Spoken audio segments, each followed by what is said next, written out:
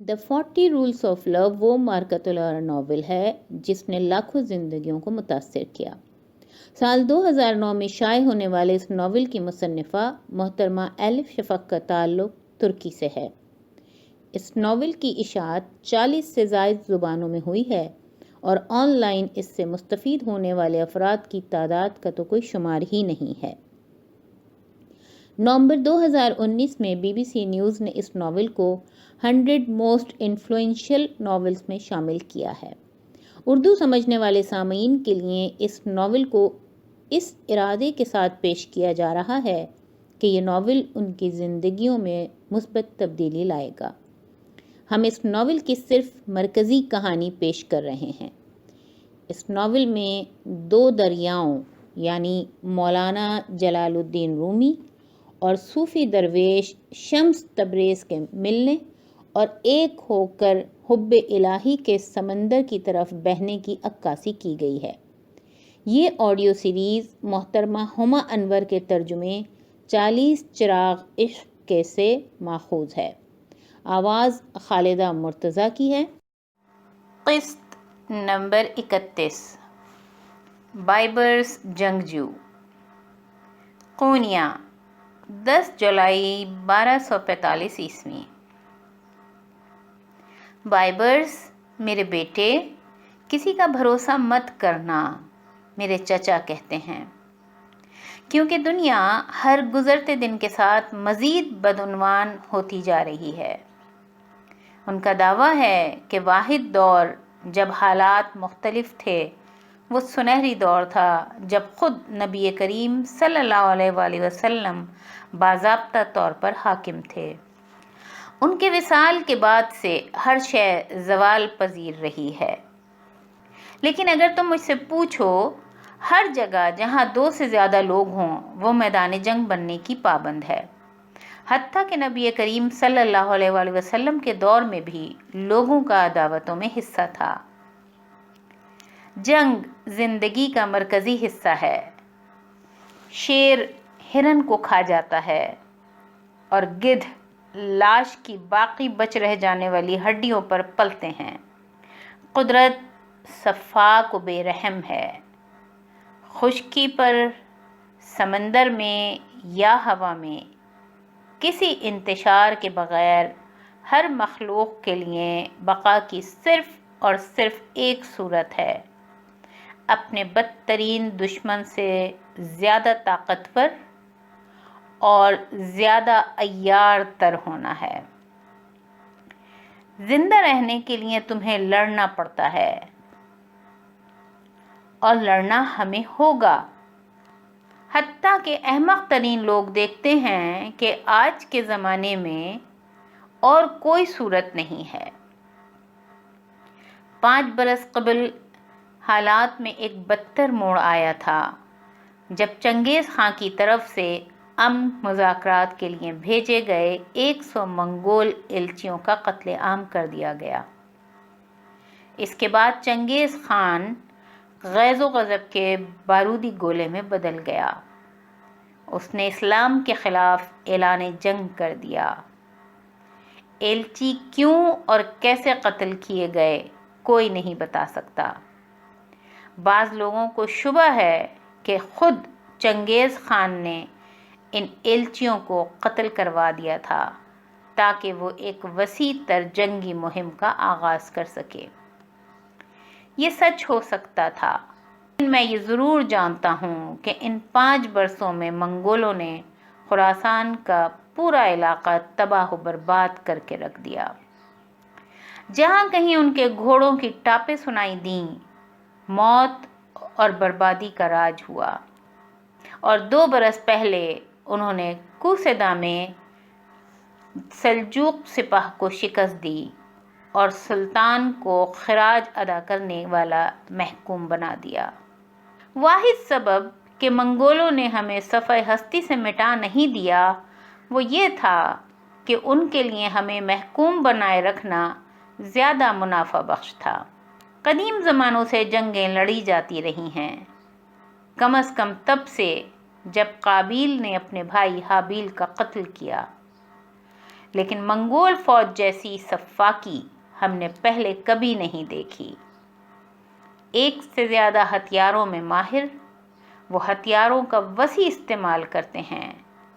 ہر ایک کسی خاص مقصد کے لیے تیار کیا گیا ہتھیار ہے۔ ہر منگول فوجی بھالے، کلہاڑی، تلوار اور نیزے سے بھاری ہتھیار بند ہوتا ہے۔ اس پر مستزاد یہ کہ ان کے پاس ایسے تیر ہیں جو زرہ کے اندر گھس جاتے ہیں، پورے گاؤں کو نذر آتش کر دیتے ہیں، اپنے شکار لوگوں کو زہر کا شکار بنا دیتے ہیں یا پھر انسانی جسم کی سخت ترین ہڈیوں کو چھید دیتے ہیں۔ ان کے پاس تو سیٹیاں بجاتے تیر بھی ہیں جو وہ ایک سے دوسرے فوجی دستے کو پیغام رسانی کے لیے استعمال کرتے ہیں، اور وہ کسی خدا کو نہیں مانتے کہ جس کا انہیں خوف ہو۔ اس قدر ترقی یافتہ جنگی مہارتوں کے ساتھ منگول حملہ کرتے ہیں اور اپنی راہ میں آنے والے ہر شہر، قصبے اور گاؤں کو نیست و نابود کر دیتے ہیں۔ حتیٰ کہ بخارا جیسا قدیم شہر بھی ملبے کا ڈھیر بنا دیا گیا۔ اور یہ صرف منگولوں کی بات نہیں، ہمیں صلیبیوں سے یروشلم واپس لینا ہے۔ بازنطینیوں کے دباؤ کا تو ذکر ہی نہیں۔ ہم جو کہ ہر طرف سے سرد خون والے سفاک دشمنوں میں گھرے ہیں، ہم پرامن رہنے کے کیسے متحمل ہو سکتے ہیں؟ یہی وجہ ہے کہ مولانا رومی جیسے لوگ میرے اعصاب پر سوار ہو جاتے ہیں۔ مجھے پرواہ نہیں کہ باقی سب لوگ اس کا کتنا احترام کرتے ہیں۔ میرے نزدیک وہ ایک بزدل ہے جو سوائے بزدلی کے اور کچھ نہیں پھیلاتا۔ ماضی میں وہ ایک اچھا عالم رہا ہوگا، مگر آج کل وہ واضح طور پر اس مرتد شمس تبریز کے زیر اثر ہے۔ اس وقت جب دشمنان اسلام کے سائے بڑھ رہے ہیں، مولانا رومی کیا تبلیغ کرتا ہے؟ تحمل و برداشت، اطاعت گزاری، تسلیم و رضا۔ برادر، درد جھیلو، زہر سے بچو، اپنے ہیجان کے زہر سے بچو۔ آسمان تمہارے حسن کے آگے جھکے گا اگر تم ایسا کرو گے۔ اس صورت میں خار پھیل کر گلاب بنتا ہے، ایک ذرہ کل کے ساتھ دمکتا ہے۔ مولانا رومی اطاعت شعاری کی تبلیغ کرتا ہے، مسلمانوں کو بھیڑوں کے گلے میں بدلتا ہے، بزدل اور مسکین۔ وہ کہتا ہے کہ ہر نبی یا پیغمبر کی ایک امت ہوتی ہے اور ہر امت کا ایک مقررہ وقت ہے۔ محبت کے علاوہ اس کے پسندیدہ الفاظ لگتا ہے کہ صبر، توازن اور تحمل و برداشت ہیں۔ اگر اس پر منحصر ہوتا تو ہم سب بس اپنے گھروں میں بیٹھے رہتے اور منتظر ہوتے کہ کب دشمن آ کر ہمیں ذبح کر دیں یا پھر کسی اور آفت کا نشانہ بن جائیں۔ اور مجھے یقین ہے کہ تب وہ آ کر تباہی کا ذرا دیر کو جائزہ لیتا اور اسے برکت کہتا۔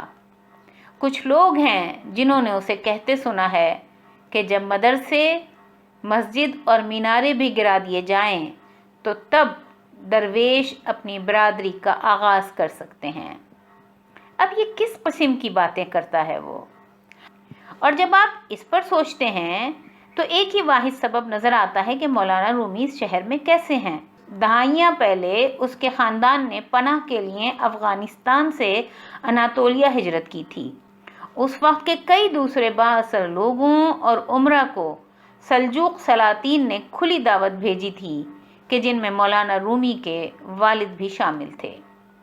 یوں پناہ یافتہ اور مراعات یافتہ اور ہمیشہ توجہ اور پسندیدگی پانے والے مولانا رومی کے خاندان نے افغانستان کے شور و فساد کو چھوڑ کر قونیہ کے پرسکون باغات کا رخ کیا۔ اس قسم کے ماضی کے ساتھ تحمل و برداشت کا درس دینا بے حد آسان ہے۔ اگلے روز میں نے وہ واقعہ سنا جو شمس تبریز نے بازار میں لوگوں کے ایک گروہ کو سنایا تھا۔ اس نے کہا کہ نبی کریم صلی اللہ علیہ وآلہ وسلم کے رفیق و جانشین حضرت علی رضی اللہ تعالیٰ عنہ ایک میدان جنگ میں کسی کافر سے لڑ رہے تھے۔ علی رضی اللہ تعالیٰ عنہ اس شخص کے دل میں تلوار گھونپنے ہی والے تھے کہ اس کافر نے اچانک سر اٹھایا اور آپ رضی اللہ تعالیٰ عنہ کے مبارک چہرے پر تھوک دیا۔ حضرت علی رضی اللہ تعالیٰ عنہ نے فوراً ہی اپنی تلوار ہٹا لی، گہری سانس بھری اور چلے گئے۔ کافر ہکا بکا رہ گیا۔ وہ حضرت علی رضی اللہ تعالیٰ عنہ کے پیچھے بھاگا اور پوچھا کہ وہ اسے کیوں زندہ چھوڑ رہے تھے۔ کیونکہ مجھے تم پر غصہ آ گیا ہے، حضرت علی رضی اللہ تعالیٰ عنہ نے جواب دیا۔ تو پھر آپ میری جان کیوں نہیں لے لیتے؟ کافر نے پوچھا۔ میں سمجھا نہیں۔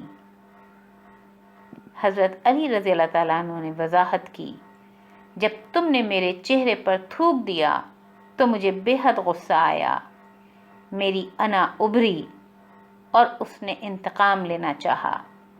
اگر میں نے ابھی تمہیں قتل کر دیا تو میں اپنے نفس کی پیروی کر رہا ہوں گا اور وہ ایک بہت بڑی خطا ہوگی۔ یوں حضرت علی رضی اللہ تعالیٰ عنہ نے اس شخص کو چھوڑ دیا۔ کافر اس قدر متاثر ہوا کہ وہ حضرت علی رضی اللہ تعالیٰ عنہ کا دوست اور پیروکار بن گیا، اور کچھ عرصے میں اس نے خود اپنی مرضی و منشا سے اسلام قبول کر لیا۔ یہ بظاہر اسی قسم کا قصہ ہے جو شمس تبریز سنانا پسند کرتا ہے، اور اس کا پیغام کیا ہے؟ کافروں کو اپنے منہ پر تھوکنے کی اجازت دو۔ میں کہتا ہوں میری زندگی کے عوض کافر ہو یا نہیں، کوئی بھی بے پرس جنگجو کے منہ پر تھوکنے کی جرت نہیں کر سکتا۔